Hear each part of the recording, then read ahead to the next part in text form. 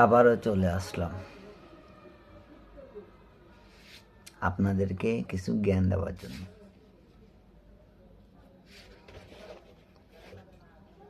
আপনাদের কাছে জ্ঞান আছে, বাট আপনারা এগুলা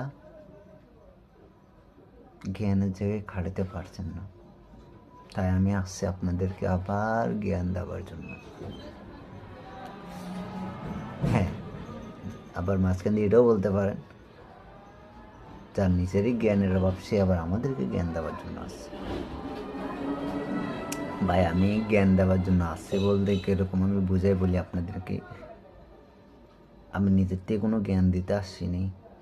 আপনাদের ভিতরে যে জ্ঞানটা আছে না, আমি ওইটাকেই জাগাতে আসছি, বুঝছেন নি? আমার মনে আপনি বুঝেন নি।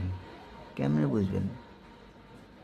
কারণ জ্ঞানটারে তো আপনি জ্ঞানের ভান্ডারে রাখছেন, ওখান থেকে বাইর করেননি, রিলিজ করেন না ভাই। জ্ঞানটাকে রিলিজ করলে তো বুঝতে পারবেন যে আপনার জ্ঞান আপনার জন্য কত উপকার।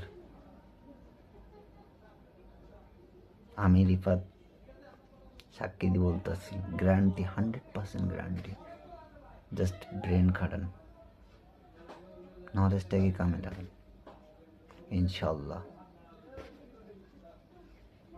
ভালো থাকবেন। আল্লাহ হাফেজ।